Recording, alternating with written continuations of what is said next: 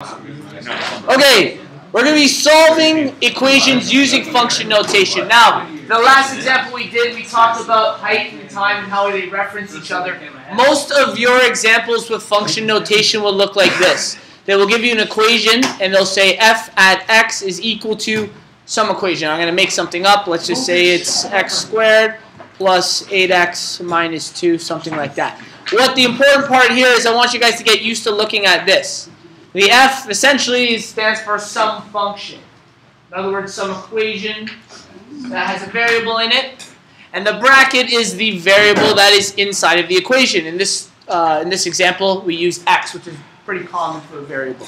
So our function notation, for the most part, is going to look like this, f at x. And remember, f at x is essentially y if we want to start graphing things. Now, what I want you guys to get used to is looking at questions that have function notation. So in this first question, they've given us a chart. They've solved for f at x when x is a certain value. Okay. When x is 1 through 5, f at x is these values here. The question is asking you, find f at 3. What is f at 3? 10.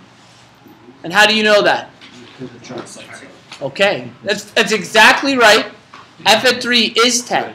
And what he noticed, okay, because normally our function notation, remember, is written as f at x. So in other words, what they're doing is they want us to solve when x is the value of 3.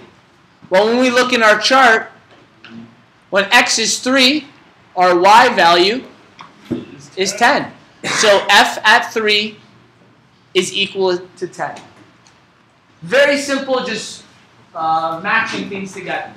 Okay? If you get a question like this, they've already given you values, you just have to match. Okay? Another question very similar to that, the next one's going to ask us f at 1. Okay? Remember, we're used to looking at a function, the variable x. So what is x in this question? Is equal to 1. Okay? So where is x when it's 1 on this graph? Here we go. Okay? This coordinate here is when x is the value of 1. We know that. So that coordinate is 1 and 2. Okay?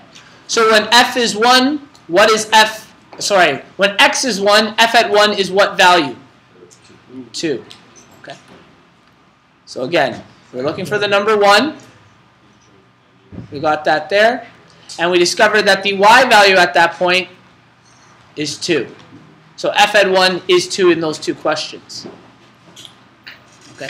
So that's very simple, just matching things together. We're going to go into a question that's a little more difficult here. I'm going to write it up. It's your second example in your textbook. Okay? They're going to give us an equation. And what we're going to do is we're going to work through this equation with different questions. Okay? So in this equation, they've given us f at x is equal to, and it says 2x squared plus 3x minus 1. 2x squared plus 3x minus 1. And they've given us several questions. They've asked us to solve f at 3, f at a half, and a couple other values which we'll go through. Okay. They ask us f at 3 and when f is a half. Okay. Well, because they've given us the equation here, all we essentially need to do is plug those values in and solve. So the very first thing we're going to work with, call this question 1 and question 2. Question 1, we're looking for f at 3. So we take that equation from above and we replace all the x values with the value of 3. According to BEDMAS, we always do exponents first, so 3 squared is 9. 2 times 9. 3 times 3 is 9 minus 1. 2 times 9 is 18, plus 9 will be 27, minus 1 will be 26.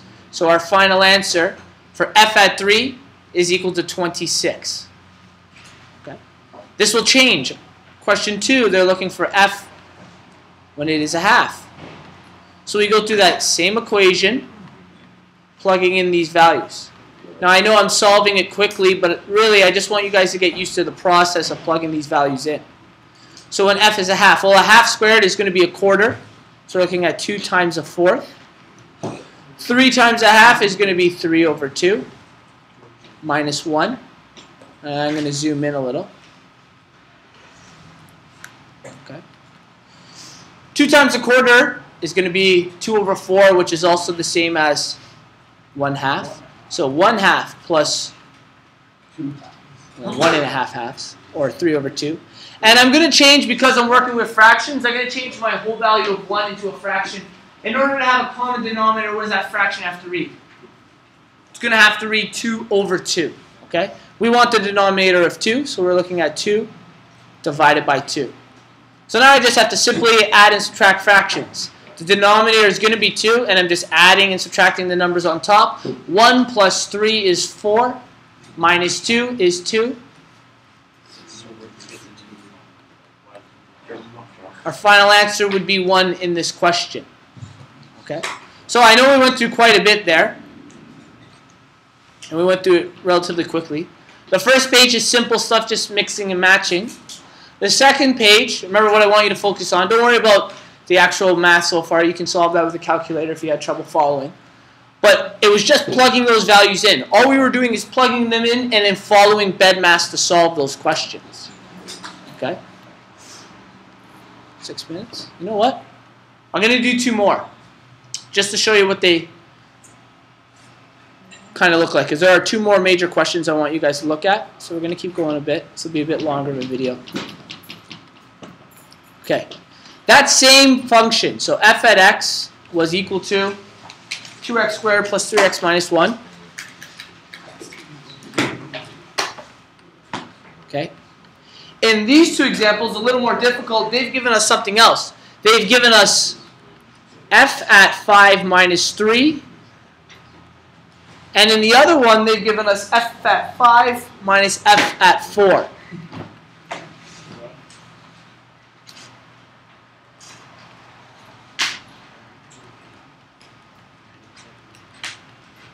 Okay, and we're going to call these questions 3 and 4. Okay, same idea. Remember, the x value has been replaced with 5 minus 3. So essentially what we're going to be doing is replacing those values with 5 minus 3. So the next thing we're solving is f at 5 minus 3, which is equal to 2, 5 minus 3 squared, plus 3 times 5 minus 3, minus 1. So what I've gone about doing is I've plugged in 5 minus 3 and for both of the x values from above. Okay? Same question, just a little more elaborate what we got to put inside. Now, according to BEDMAS, we deal with inside the brackets first. Well, it's quite simple. What is 5 minus 3? 2. So we're looking at 2. 2 squared plus 3 times 2 minus 1. I'm going to do this part quickly. 2 squared is 4, so we're looking at 2 times 4. 3 times 2 is 6, minus 1. 8 plus 6 minus 1 is 13. Okay? So f at 5 minus 3 would be 13. And then this will be the most difficult type of question you probably work with in function notation. They're looking at f at 5 minus f at 4. Well, what that means is they want you to solve 2 functions and then subtract the answers. Okay? So what I'll do is I'll highlight them in different colors and we'll actually solve each function in those colors. We'll do blue and green. Okay? So we'll do the first one in blue. The function read f at 5 is equal to, well, we're going to solve it. 2, 5 squared plus 3 times 5 minus 1. We're going to work through this. 5 squared is 25. Plus 15 minus 1. 50, which is 2 times 25. Plus 15 minus 1, 65, 64. That is our f at 5, which is this part here. I then have to go about solving f at 4. So it's like doing 2 questions in one. We then work with f at 4. Exact same equation as before, only difference is we're plugging 4 in for x. So we get 2 times 4 squared plus 3 times 4 minus 1. This will give us 2 times 16 plus 12 minus 1. 32 plus 12 minus 1. 44 minus 1 is 43. Okay, so I know I did the equation, actually carrying out the numbers very quickly. But the idea, we're not quite done, is that you have to solve two different questions for this. So let's open up the page so you can see what I was talking about. Okay, remember, f at 5. Well, that was our answer for f at 5. It's 64. And then they wanted us to subtract f at 4. Well, our answer for f at 4 was 43. So, the last part about this, if f at 5 is 64, subtract f at 4, which is 43. Okay, so all we did was we took those values that we found and we're subtracting them because that's exactly what the question was asking us before. Okay, I want you to refer to what we had above. Remember, f at 5 was 64. F at 4 was 43. They just want us to subtract the two.